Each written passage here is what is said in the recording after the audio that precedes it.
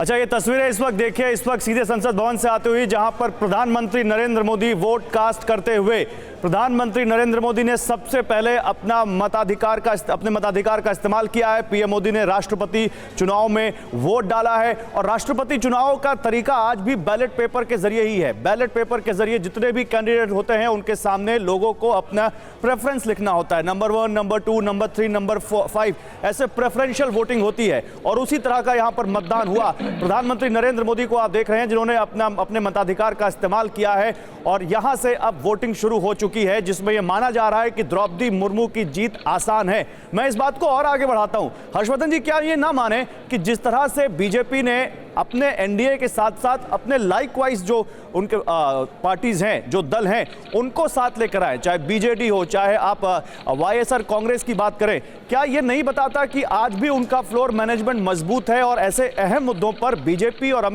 मोदी और अमित शाह की जोड़ी बहुत माहिर है कि कैसे उन दलों को जो अक्सर बड़े मौकों पर उनके साथ आते हैं, एक बार फिर उनके साथ खड़े। देखिए, ये नेशनल पॉलिटिक्स में कैसे आप मैसेजिंग करते हैं, कैसे अपनी ज़मीन आप बहुत मजबूत दिखाते हैं, वो साबित करता है। अब अगर आप बीजू जनता दल की बात करेंगे तो उड़ीसा में भारतीय जनता पार्टी कोई कसर नहीं छोड़ रही, विधानसभा से लेकर सड़क तक, वो पटनायक की सरकार गिराने के लिए या कहें कि वहां सत्ता पर कब्जे के लिए।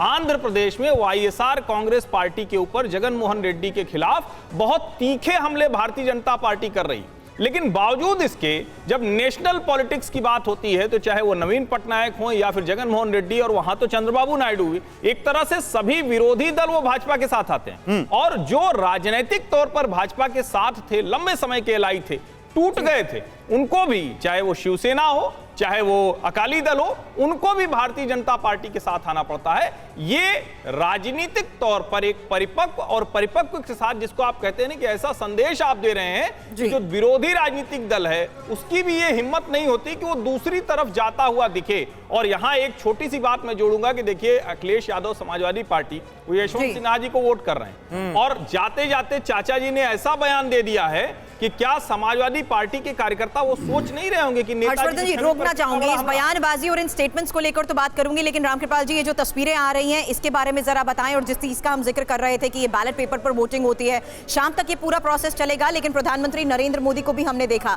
हमारे दर्शकों के लिए आसान शब्दों में समझाएं कि आखिर वोटिंग का पूरा प्रोसेस क्या होता है, क्योंकि हम जानते हैं खास तरह के पेन का भी इसमें इस्तेमाल होता है और एक नंबरिंग की जाती है जिस पर अपनी प्रेफरेंस को मार्क करना होता है। देखिए, ये तो प्रोसीजर जहां इसका है कि सारे सांसद और विधायक, ये कुल मिला करके मैं समझता हूं कि 8000 से करीब है, ऊपर है जी, ये लोग करेंगे। बट अभी हर्षवर्धन जी जो एक बात कह रहे थे, रामकृपाल जी, 4000 से ज्यादा विधायक हैं और 700 के आसपास सांसदों की संख्या है। 8 लाख से ऊपर वोट है। विधायकों की संख्या कुल मिलाकर 4800 के आसपास है और इसके अलावा 700 के करीब सांसद हैं राज्यसभा और लोकसभा के मिला के। अच्छा जी, मैं एक बात कह रहा था कि जो अभी गौरव जी आपने भी ये कहा, और कि समान विचार वाले पार्टियों को, जी नहीं, बीजेपी की ये विशेषता है, अगर आप देखिए कि जो विचारधारा और रणनीति में बिल्कुल अपोजिट हैं, उनको भी राष्ट्रीय मुद्दों पर, बीजेपी राष्ट्रीय मुद्दों पर उनको इकट्ठा करने में सफल रही है। ये बहुत बड़ी बात है।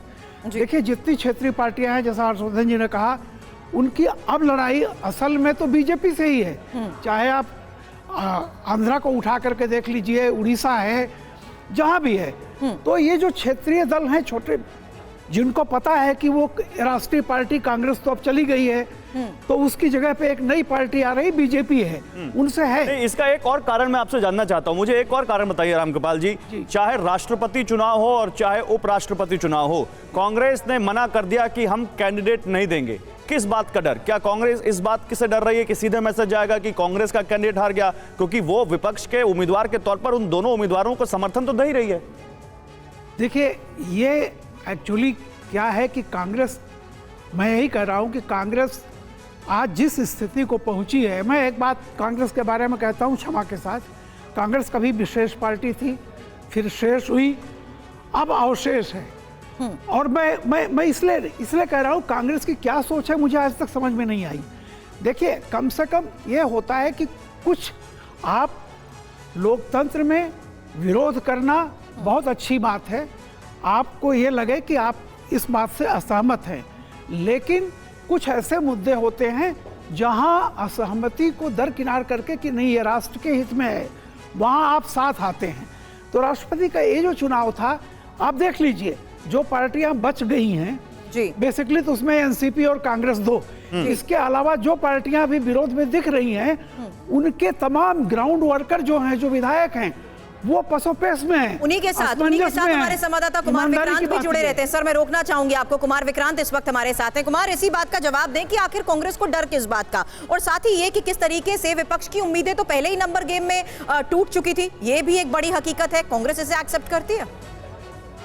जी देखिए, निश्चित तौर पर कांग्रेस को क्या सभी विपक्षी दलों को ये मालूम था कि नंबर गेम उनके पास नहीं है, इसलिए वो बार बार कहते रहे कि नैतिकता की, लोकतंत्र को बचाने की, संविधान को बचाने की लड़ाई है, हम सिद्धांतता इसको लड़ रहे हैं। इसीलिए कांग्रेस पार्टी को लग रहा था कि वो ज़्यादा जोर ना दे और कोई ऐसा उम्मीदवार जो कि हारने के लिए खड़ा होना नहीं चाहेगा, इसीलिए उसने कहा कि कम से कम विपक्षी एकता बन जाए। इसीलिए यशवंत सिन्हा का नाम जब ममता बनर्जी ने आगे किया तो कांग्रेस ने मान लिया।